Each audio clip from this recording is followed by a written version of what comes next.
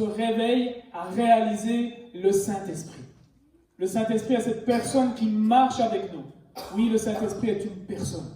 Nous devons le réaliser et nous devons vivre avec lui. Amen. Amen. Je vous invite encore 2 minutes à vous concentrer dans la prière et à préparer encore ton cœur à recevoir la nourriture. À abaisser encore ton intelligence et ta connaissance, car souvent ce sont des forteresses que nous élevons contre la vérité, contre la parole de Dieu. Et des fois tu te bloques toi-même dans tes connaissances, dans ton orgueil, mais la parole est une parole d'amour. Et elle doit produire l'amour en toi, pas l'orgueil. Elle doit produire l'amour parce que Dieu est amour. Tu vas prier et préparer encore ta vie à recevoir la parole de Dieu. Père éternel, Papa, nous voici encore devant toi. Toi-même, tu connais qui nous sommes. Tu sais d'où tu nous as ramassés. Tu connais le besoin que nous avons chacun. Tu connais nos doutes, nos peurs et nos craintes. Mais tu nous dis que l'amour bannit tout cela. Alors nous venons devant toi afin de recevoir encore ta parole. Cher Saint-Esprit, tu parles de la part du Père. Je ne connais pas, Papa, ces gens. Toi seul les connais, car c'est toi seul qui sonde les cœurs. Toi seul sais leurs besoins. Je me dispose, Père, comme un cuisinier, à préparer ce repas, et ton esprit va leur apporter la nourriture afin qu'ils la mangent, et que cette nourriture amène santé, joie, paix, bonheur, correction, changement dans leur vie, afin que nous soyons de plus en plus à la ressemblance et à l'image de notre tête, de notre chef, Jésus-Christ de Nazareth. Amen. Que toute l'honneur et la puissance reviennent à toi, dans le nom merveilleux de Jésus. Amen. Amen. Amen. Nous parlons ce mois dans le thème que c'est aujourd'hui que Jésus-Christ veut demeurer en toi. Amen. Amen. Il veut demeurer dans ta maison. On avait vu que Zachée était perché sur un arbre, c'était Jésus qui devait lever la tête. Nous avons vu que c'est un peu l'image de la religion où nous voulons des fois être au-dessus de la parole, au-dessus de Jésus. Nous avons toujours quelque chose à répondre quand il y a la parole, toujours quelque chose à dire quand il y a la parole. Et nous avons vu que Jésus, ayant regardé ce petit bonhomme, il a dit « Viens, hâte-toi de descendre. » Amen. Et Zachée s'est hâté de descendre afin d'être devant le Seigneur. Et quand il était devant le Seigneur a pu rentrer chez lui. Le salut est rentré dans la famille de Zachée et nous avons vu tout le bien que Jésus fait. C'est la même chose pour nous. Nous devons vraiment le recevoir avec simplicité. Amen. C'est ce que je disais, je ne sais pas si des fois, Jésus n'était pas quelqu'un qui marchait en costard-cravate, amen. C'était pas quelqu'un qui marchait avec une armée, avec une lumière éclatante qui le suivait. Non, Jésus, c'était quelqu'un de très simple. Il était des fois par terre, et puis il dessinait.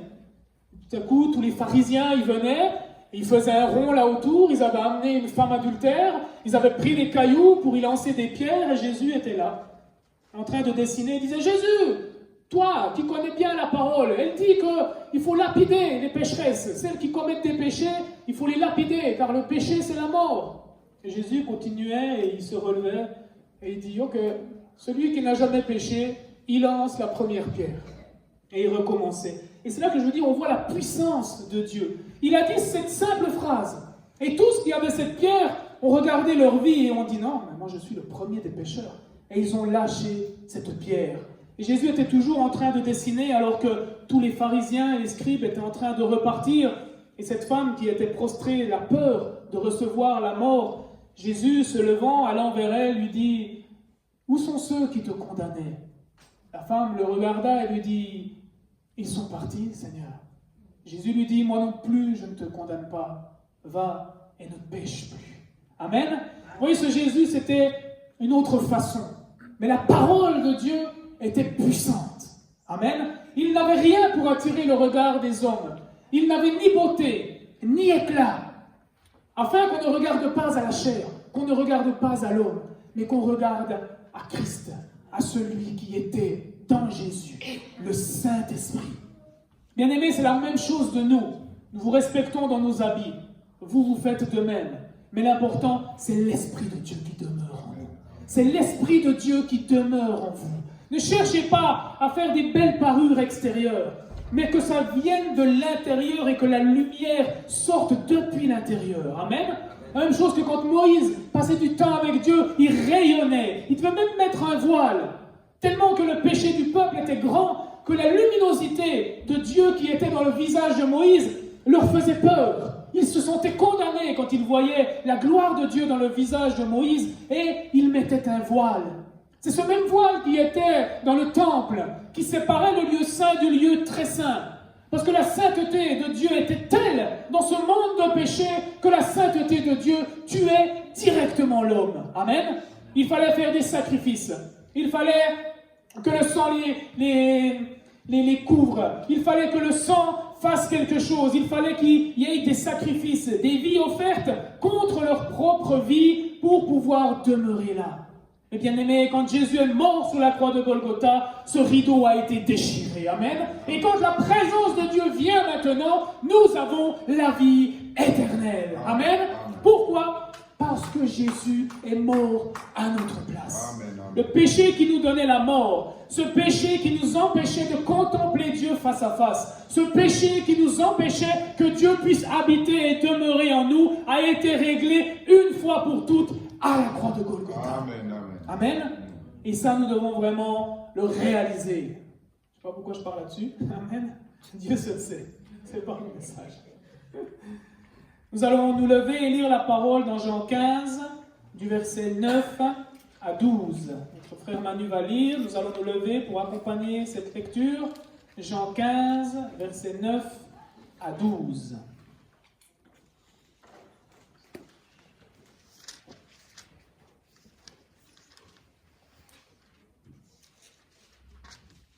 Vous trouvez ?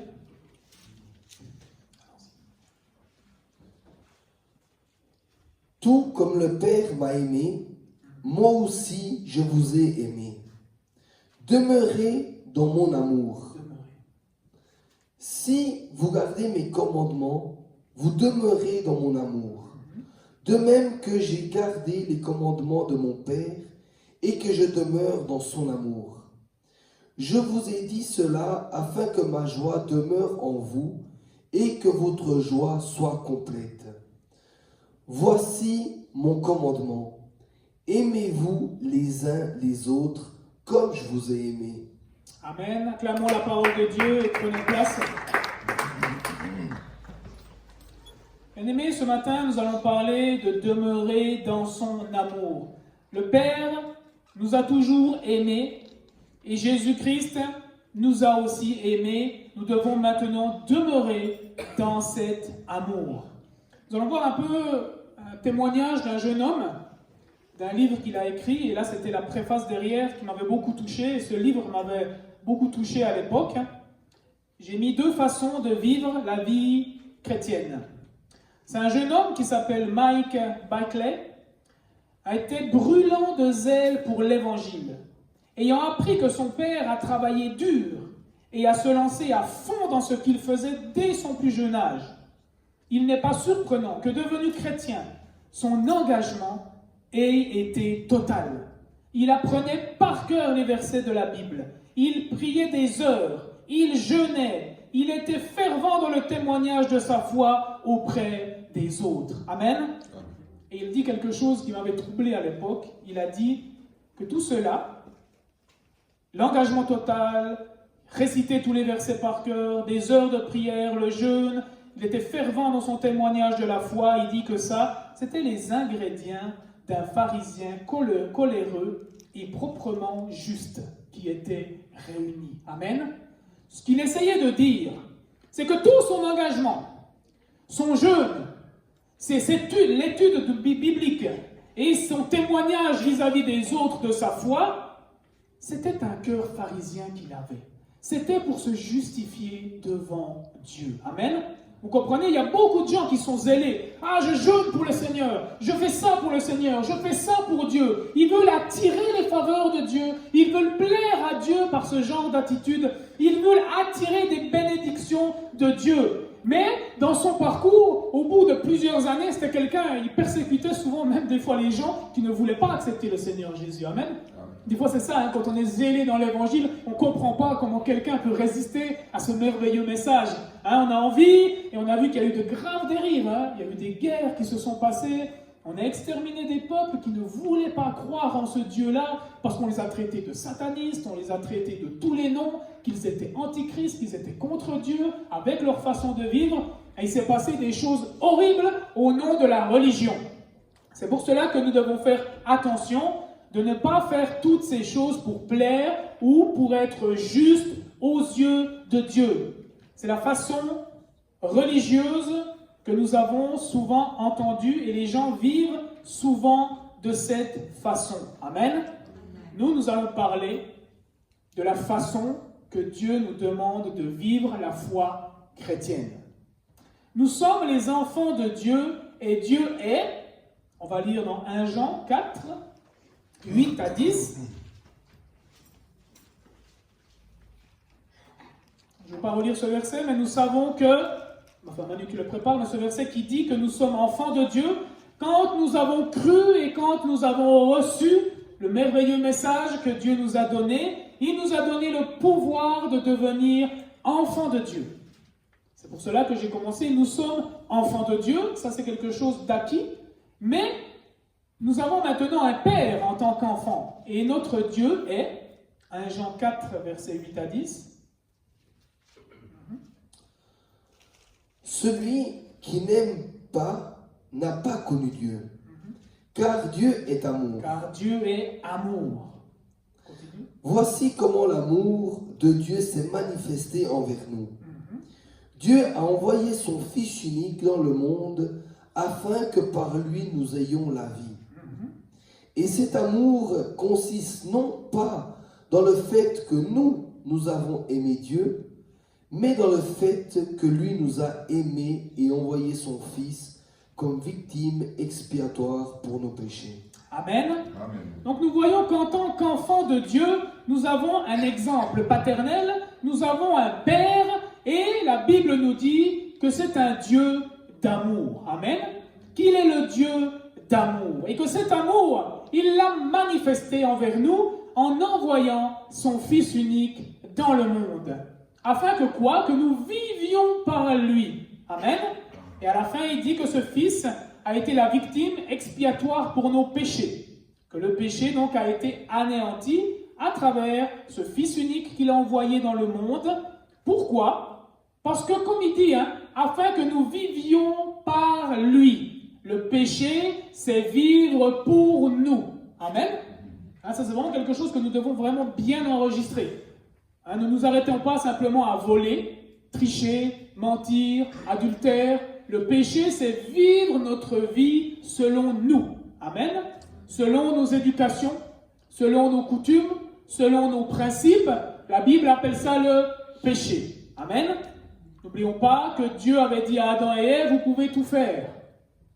Tous les arbres ont des fruits, mangez-les. Mais il y a un arbre que vous ne devez pas toucher. Donc Dieu avait donné sa volonté et il avait donné la volonté de l'homme. Et l'homme, qu'est-ce qu'il a choisi de faire? Sa volonté. Il a choisi de désobéir. Il est allé vers ce qui était beau, vers ce qui était agréable. Amen. Et nous voyons que l'homme est attiré par ça. Nous sommes attirés par le matériel, attirés par l'apparence, attirés par la beauté que voient nos yeux. Amen. Mais nous ne sommes plus attirés par la volonté de Dieu. Mais nous qui sommes enfants de Dieu, qui avons abandonné notre volonté, l'amour de Dieu a été manifesté par ce Fils envoyé afin que nous vivions par lui. Amen. J'insiste un peu là-dessus, mais ce n'est pas là le point que j'aimerais toucher aujourd'hui. 1 Jean 4, un peu plus haut, 7 à 8.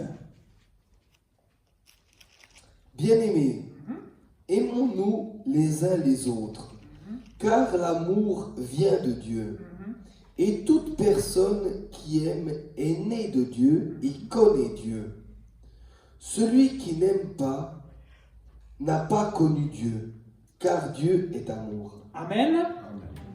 Ce que je veux vous amener par là, c'est que Dieu vous a aimé. Amen. Dieu nous a tant aimés qu'il a fait beaucoup de choses pour nous. Nous voyons que nous n'avons plus, comme on a vu au début, on ne doit pas faire des efforts pour plaire à Dieu. Jésus-Christ a fait tous les efforts que nous ne pouvions pas faire. Amen. Je voulais dire tous les efforts qu'on pouvait faire, mais non. Il est allé au-delà de ce qu'on ne pouvait pas faire. Là où tu étais limité dans tes efforts pour plaire à Dieu, ce qu'il était impossible aux hommes a été possible à Dieu. Amen. Et Jésus l'a accompli à notre place. C'est lui qui a été agréable à Dieu à notre place. Amen. Cet amour s'est manifesté. Dieu nous a aimés. Et ce matin, le pasteur en a un peu parlé, et c'était pour ça que je voulais l'inviter à la fin pour qu'il prie. Donc il y a déjà eu la prière avant la prédication. Mais Dieu est au contrôle. Amen. Bien-aimés, vous devez vous sentir aimés.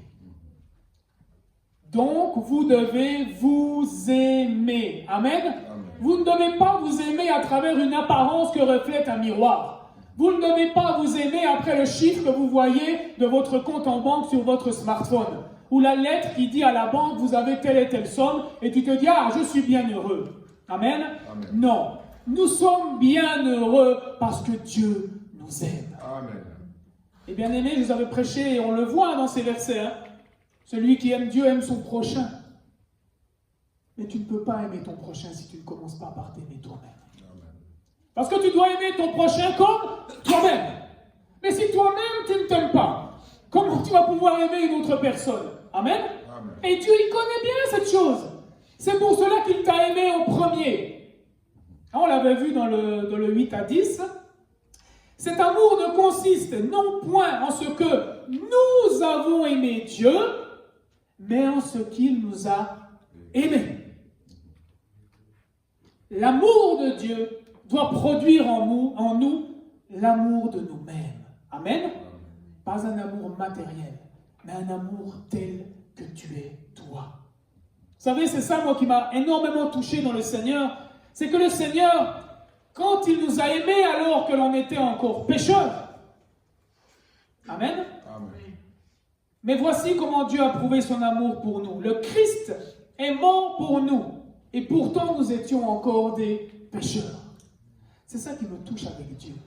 Quand j'étais dans la drogue, quand je vendais de la drogue à d'autres personnes, quand j'étais dans la fornication, quand j'étais dans les choses mauvaises du monde, Dieu m'aimait déjà.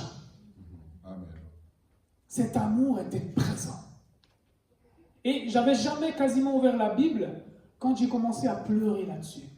Quand j'ai voulu me suicider et que Dieu s'est manifesté en me disant « mais j'existe », la première réflexion qui est venue en moi, c'est comment j'ai pu marcher comme ça alors qu'il y avait un Dieu.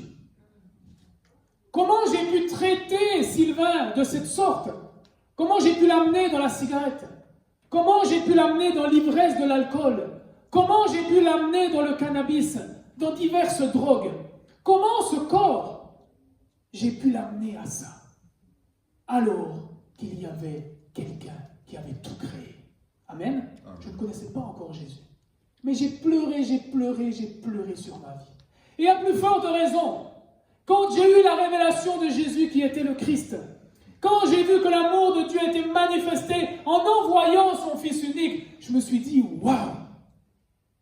Déjà de me dire qu'il y avait un Dieu puis que je m'étais mal comporté avec moi-même, ça m'a bouleversé.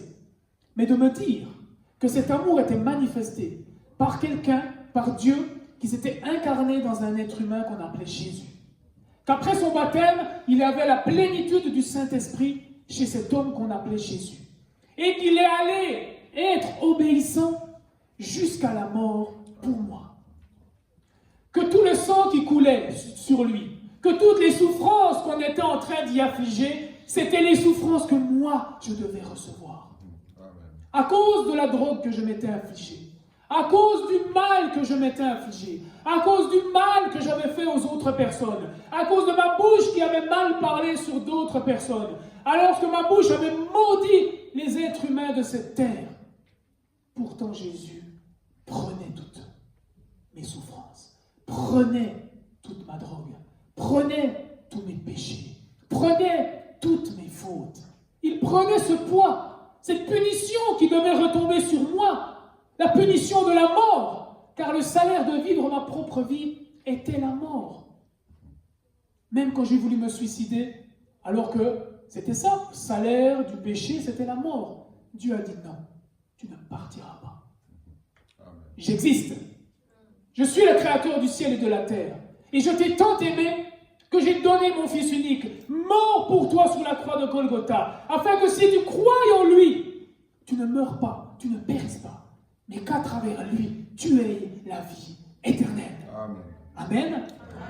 Et c'est ça, cet amour. Et depuis ce jour, que les gens m'aiment ou que les gens ne m'aiment pas, je sais que je suis aimé de Dieu. Amen. Amen.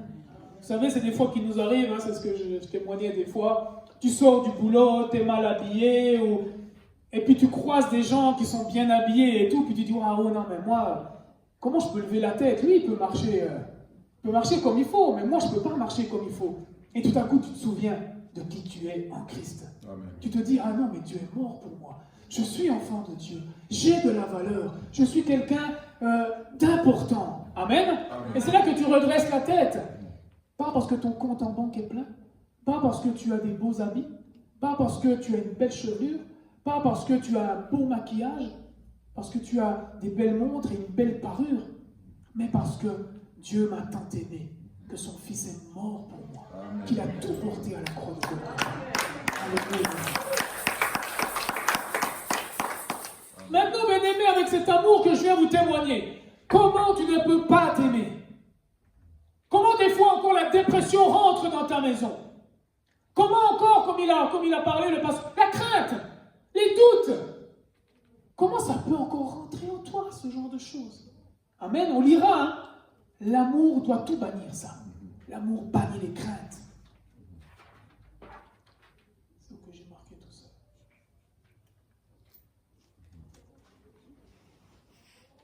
Jean 4.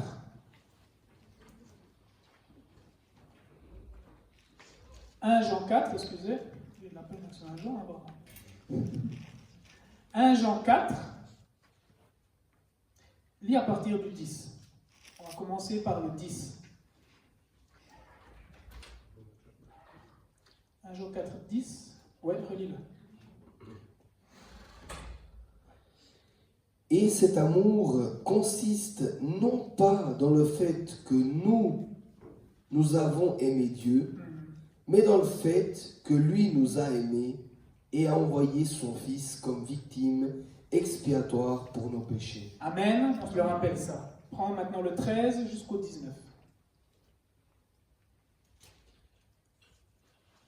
Nous reconnaissons que nous demeurons en lui et qu'il demeure en nous au fait qu'il nous a donné son esprit. Amen. Nous savons donc que Dieu demeure en nous. Comment? On en a parlé brièvement. C'est par son esprit. Amen. Amen. Quand nous invitons le Seigneur Jésus-Christ de Nazareth dans notre cœur, nous devons croire que l'Esprit de Dieu vient sur nous.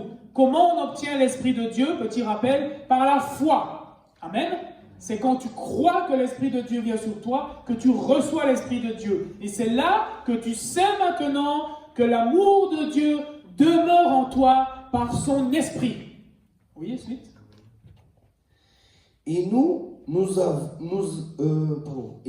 avons vu et nous attestons que le Père a envoyé le Fils comme sauveur du monde. Amen. Eux, ils l'ont vu. Ils ont vu ce Jésus. Et qu'est-ce qu'il est venu faire? Être le sauveur du monde. Celui qui déclare publiquement que Jésus est le Fils de Dieu, Qui reconnaît que Jésus est le Fils de Dieu, que Jésus est le Christ, Dieu. Dieu demeure en lui et lui en Dieu. Amen. Vous voyez vraiment ce détail important. Nous devons croire que Jésus est le Fils de Dieu. Nous devons croire que Jésus est le Messie annoncé par les prophètes. Nous devons croire que Jésus est le Christ annoncé dans les Saintes Écritures. Amen. C'est pas juste quelqu'un qui s'appelle Jésus, c'est Jésus le Fils de Dieu, celui qu'on a annoncé depuis le commencement de ce monde, celui qui est éternel et qui a toujours existé. C'est lui qui habite dans cet humain qu'on appelle Jésus. Le Jésus est le Fils de Dieu. Quand tu reconnais, quand tu crois en cette révélation, Dieu demeure en lui. et on a vu ça mercredi, hein, et lui, il demeure en nous. Amen. Amen. Petite parenthèse, on va continuer après Manu. Mercredi, on a lu quelque chose, on a vu ensemble quelque chose qui peut nous paraître bizarre. On nous dit de chercher Jésus-Christ, de chercher premièrement le royaume des cieux. Mais je vous ai dit que quand tu lis la parole de Dieu, tu es en train de découvrir qui tu es. Quand tu cherches Christ dans les écrits, tu découvres qui tu es. Parce que tel qu'il est, tel que nous sommes aussi dans ce monde. Amen. Amen. Amen. Quand tu lis la parole et que ça parle du Christ, quand tu lis dans Ésaïe, il m'a oint pour annoncer la bonne nouvelle, pour libérer les captifs, et Dieu est en train de parler de toi. Il a mis en toi son esprit afin de pouvoir demeurer en toi et que toi tu demeures en Dieu. Amen. Amen. Afin que tu fasses la volonté de Dieu, d'aller chercher tous ceux qui sont captifs, d'aller chercher tous ceux qui vont en enfer. Donc Dieu demeure en nous et nous, nous demeurons en Dieu. La suite. Or, nous avons connu l'amour que Dieu a pour nous, et nous y avons cru. Amen. Vous voyez, hein, il faut réaliser vraiment cet amour que Dieu a pour vous. Il l'a cru, Jean. Il a réalisé. Hein, et nous avons connu l'amour de Dieu, nous porte. Et nous y avons cru. Dieu est amour. Et celui qui demeure dans l'amour demeure en Dieu. Et Dieu demeure en lui. Amen. Donc tu vois, tu sais, des fois, c'est quelque chose des fois de fou qu'on doit quand même, des fois. Je vous parle beaucoup de prendre conscience de ces choses, parce que notre conscience a été pervertie par le malin. Sous la puissance des ténèbres, on ne sait plus qui on est, on n'est plus conscient de qui on est. Amen. C'est pour cela qu'on insiste ces temps, de savoir que vous êtes ce Christ qu'il y a sur cette terre. Jésus-Christ continue à vivre. Vous enlevez le Jésus et vous remettez votre prénom à la place et votre nom devient Christ. Amen. On avait vu, c'est Stéphane, Christ qui vit maintenant sur cette terre. Amen. Parce que le nom, tout ce qui est adamique, dans le nom de Stéphane Kusch, est à la croix de Golgotha, afin que maintenant Stéphane soit le Christ manifesté sur cette terre. Amen. Et vous faites ça chacun avec vos prénoms. Et là, c'est votre identité. Mais il faut avoir cette conscience purifiée de savoir que vous êtes cela. Vous êtes ceux qui vont à travers toutes les nations annoncer la bonne nouvelle par le Saint-Esprit, par l'onction de Dieu qui fait de toi le oint, le Christ, le Messie. Amen. Dieu est encore vivant. Christ est vivant sur cette terre à travers vous. Amen. Amen. Et cet amour, et nous voyons que c'était ça, hein, cette pleine conscience, vous devez vraiment vous aimer. Amen. Ne soyons pas juste que des bons religieux. Je prie 4 heures le matin, je lis la parole de Dieu 4 heures. Ça devient comme un fardeau. Ça devient comme une condamnation. La Bible dit prier sans cesse. Ce n'est pas des temps religieux qu'on s'accorde. C'est une vie de prière sans cesse. Le matin, on se réveille, on y rend grâce. Tu es sous ta douche, tu le loues, tu l'adores. Tu te brosses les dents, là c'est en esprit, hein, parce qu'avec la bouche c'est plus compliqué. Hein. Tu le loues et l'adores en esprit. Amen. Mais tu es sans cesse dans ta voiture, dans ton moyen de transport. Amen. Amen. Tu vas au travail, tu as tout à coup une pensée de prier pour le pasteur Pedro. Tu vas dans un lieu reculé, tu commences à prier pour le pasteur Pedro. Tu pries sans cesse, tu es connecté sans cesse avec lui. On n'est pas dans une religiosité. Tu as un verset biblique qui te touche, tu vas le chercher sur ton smartphone ou tu as ta Bible. Moi, quand j'étais jeune chrétien, j'avais toujours des petits évangiles. J'avais le petit évangile de Matthieu, j'avais l'évangile de Jean. Et quand j'avais une pause, hop, je sortais et je pouvais lire mon évangile et je le remettais dans ma poche de pantalon de travail. Et je pouvais continuer pour aller vaquer à mes occupations. Amen. Amen. C'est pas quand je suis à l'église que j'ouvre ma Bible. C'est pas quand j'ai consacré un temps pour Dieu que j'ouvre ma Bible. C'est tout le temps. C'est tout le temps que je suis en esprit et en vérité avec lui. Que je pense à mes frères et sœurs. Que je pense à la mission qu'il nous a donnée d'évangéliser toute la terre. Mais on est toujours comme ça. Est-ce que Seigneur, là je suis bien? Comment je marche? Comment je suis? C'est tout le temps. C'est pas seulement dans cette religion. Et quand celui qui est dans l'amour demeure en Dieu. Et c'est là que Dieu demeure en nous. Quand tu vas commencer à t'aimer. Amen.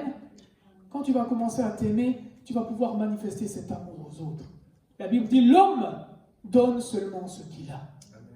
Si tu ne t'aimes pas, si tu n'as pas l'amour de ce que Dieu a fait pour toi, amen, Des fois, on veut des fois trop se sacrifier pour les autres. Il y a une personne qui était au travail, je parlais avec lui, il était tout surpris parce que moi je suis concierge de métier, et il me dit, mais je suis tombé sur Facebook là, et puis je te voyais en costume, j'ai pas tout compris et tout.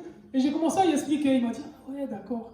Et je l'ai recroisé une fois, et puis il m'a dit, ouais, c'était pas facile, j'avais un ami, il aidait tout le monde.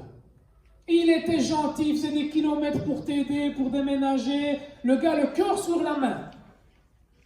Mais un jour, le train est passé et il s'est jeté sur les rails et il est mort. Amen. Bien-aimés, nous devons aussi nous aimer. Parce que des fois, on dirait qu'on veut toujours tout faire pour les autres. Pasteur, regarde, j'ai fait ça. Pasteur, j'ai nettoyé la salle. Hein. Pasteur, ça allait comment j'ai fait? Pasteur, j'ai prié pour elle, j'ai fait ci, j'ai fait ça. Amen. Mais toi, tu as déjà cet amour? Bien est-ce que tu le fais comme dans les chaînes? Amen. On dirait que des fois la vie chrétienne, c'est comme dans des chaînes, quoi.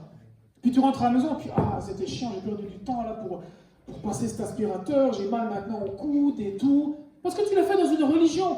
Tu fais pour attirer le regard des autres sur toi. Amen. Pour avoir des vaines gloires. C'est pour ça que la Bible dit quand tu donnes avec la droite, même le gauche, il ne doit pas savoir. Amen. Parce qu'on fait tout ça sous le regard de Dieu. On ne fait pas ça pour attirer le regard des hommes. Mais je reviens principalement, tu dois t'aimer. Si tu rends service à la sœur, c'est par amour. C'est par amour que tu libères. Tu sais, des fois, comme on dit, ah non, les pasteurs doivent toujours être disponibles. C'est pas quelque chose qui me touche des... Je sais pas. Amen. Vous êtes autant disponible que n'importe quel pasteur. Amen. On est tous du même corps. Amen. Amen. Vous savez, on n'est pas esclaves des gens. On est dans l'amour avec les gens. Quand tu commences à faire des choses dans les chaînes, dans l'esclavagisme, il n'y a plus Dieu qui est là. Amen.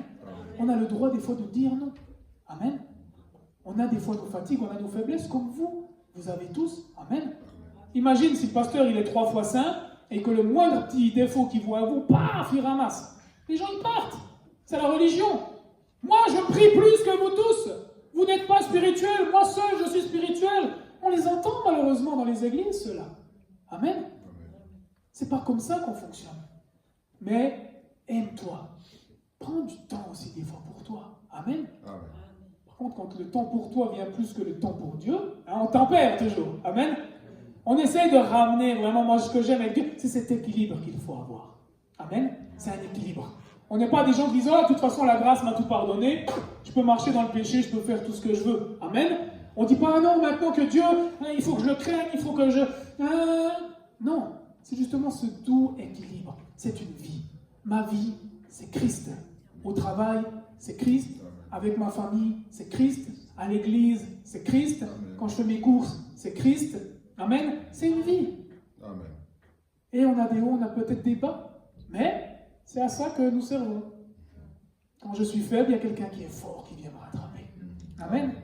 Et je remets la parenthèse, ce n'est pas les pasteurs qui doivent toujours tirer. Amen. Des fois, vous ne vous rendez pas compte, un téléphone, ou bien vous nous dites, oh pasteur, là j'ai prêché cette personne, ça m'a touché, elle va venir dimanche à l'église. Là, vous nous remontez. Amen. Des fois, vous ne vous rendez peut-être pas compte. Une petite parole, un petit geste, ou une prière que vous faites. Amen. On est là pour se soutenir les uns les autres. Il n'y a pas quelqu'un, hein. La Bible dit même que les plus petits seront des fois plus grands que ceux qui sont sur la chair.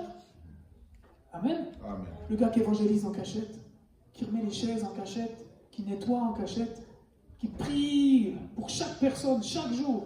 Amen.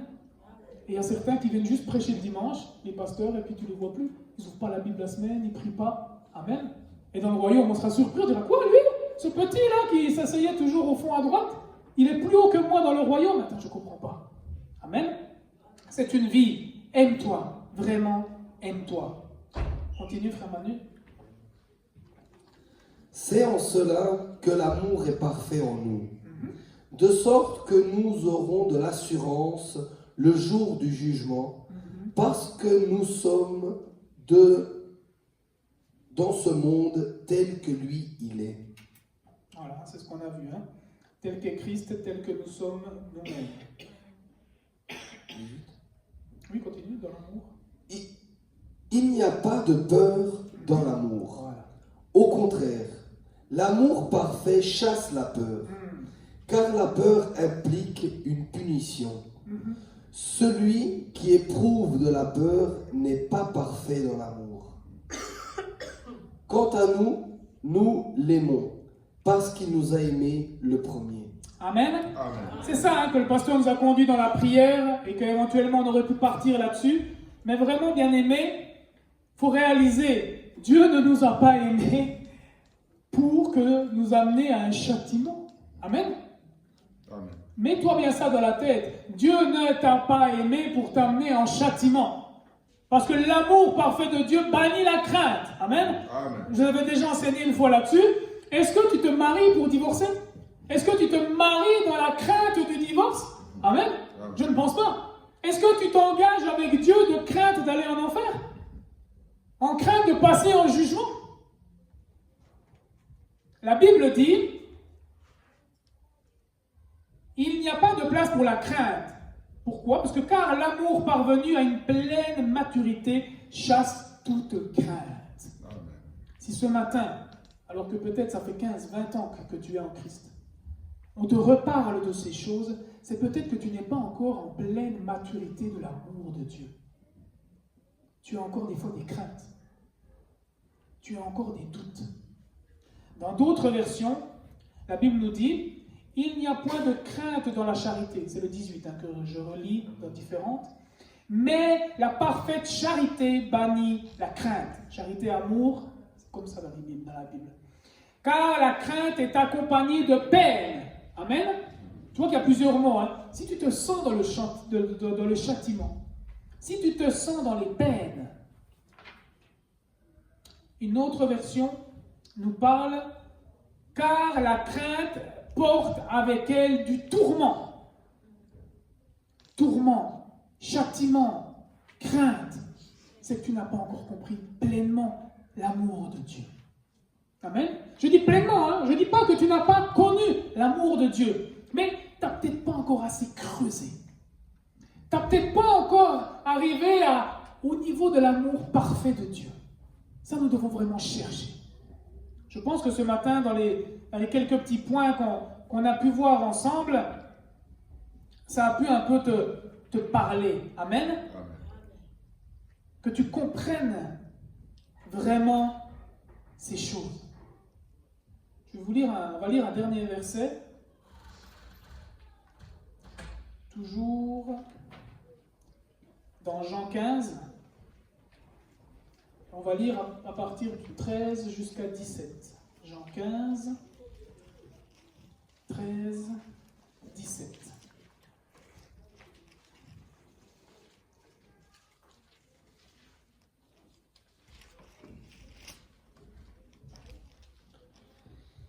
Il n'y a pas de plus grand amour que de donner votre vie pour vos amis. Vous êtes mes amis, si vous faites ce que je vous commande. Amen. Vous êtes mes amis. Donc on a vu au début, il nous parle de demeurer.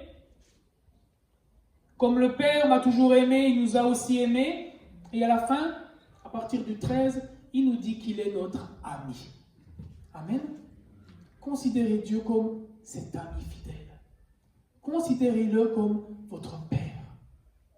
Celui qui vous aime tant, qui a tout qui a été accompli pour vous à la croix. Afin que quoi? Que vous receviez cet amour. Bien aimé, je pense que nous n'avons pas encore la vision de l'amour parfait parce que nous n'avons pas encore la pleine révélation de l'œuvre de la croix. Passe du temps à voir tout ce que la croix t'a acquis. Tout ce qui s'est passé avec la venue de Jésus-Christ de Nazareth. Et c'est là que tu vas découvrir ce véritable amour. Mais des fois, on nous l'a mal enseigné. Parce qu'on nous a amené des châtiments. On nous a amené des peines. On nous a amené des craintes. Amen. Bien sûr que nous ne jouons pas avec ce Dieu-là. C'est ce que je vous ai dit. Ce n'est pas parce que nous sommes sauvés au moyen de la grâce par la foi que nous faisons n'importe quoi. Bien au contraire. L'amour bannit toutes ces choses. Pas parce que maintenant je suis marié avec ma femme que je peux aller voir d'autres femmes. Ça serait un peu bizarre, non? Vous me diriez, mais comment tu peux dire que tu aimes ta femme? Il en est de même pour les chrétiens. comment tu peux dire que tu aimes Dieu? Tu continues à marcher dans le péché? Tu continues à mal te comporter? Amen. Mais quand tu es dans cet amour, quand tu vis dans cet amour, il y a tout qui part. Bien-aimé, si tu as encore des péchés, des habitudes qui sont encore trop présentes dans ta vie et qui t'embêtent, va creuser cet amour. Va creuser vraiment cet amour. Regarde toujours à la croix de Golgotha. Hein, c'est ce qu'on avait dit avec Jaché, le pasteur, il avait bien dit. On ne doit pas regarder Jésus comme ça. On doit regarder l'œuvre de la croix. On doit regarder que le secours nous vient de la montagne. Amen. On doit avoir nos yeux vers lui. C'est là que nous vient notre secours. C'est là qu'on a les yeux toujours levés. Et quand tu auras les yeux levés, tu verras que les habitudes de ton ancienne vie, elles vont partir toutes seules. Parce que toi, tu regardes à lui. Tu marches dans l'amour. Ta préoccupation, c'est le bien-être de tes frères et sœurs. Ta préoccupation, c'est de faire la volonté de celui qui t'a envoyé. Oui, tu es envoyé, bien-aimé. Même si tu es né d'une femme et d'un homme, de leur volonté, quand tu as accepté Christ, tu es maintenant envoyé. Parce que la Bible dit, allez, faites de toutes les nations mes disciples. Allez, cherchez. Allez, guérissez les malades. Amen. Il y a tous ces points d'aller, aller, aller. Matthieu 22, 37, 38, je lis vite.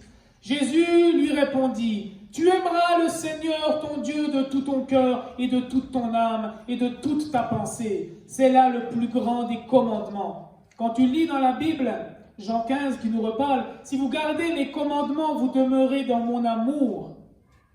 Le commandement de l'amour, le commandement pour demeurer avec Dieu, le commandement de Dieu. Quand tu lis qu'il faut obéir au commandement de Dieu, c'est que tu dois aimer Dieu, tu dois t'aimer et aimer ton prochain comme toi-même. Amen. C'est ça, cet amour. Alors continue à aimer Dieu, continue à aimer ton prochain. Mais moi je t'ai mis une autre parenthèse ce matin qui des fois nous manque dans le corps du Christ, c'est de t'aimer. Fais des choses des fois pour toi, prends un temps aussi pour toi. Amen. Amen. Tu veux prendre un petit bain, tu prends un petit bain. Amen. S'il y a une occupation que tu aimes bien, prends cette occupation. Amen. Et je sais que tu n'iras jamais trop loin parce que tu as compris que le commandement, c'était d'aimer Dieu de tout ton cœur. Ne te repose pas sur ses acquis, mais avance dans l'amour. Avance dans l'amour. Est-ce qu'on peut s'incliner dans la prière? Quelques minutes. Tu vas fermer les yeux et tu vas encore regarder.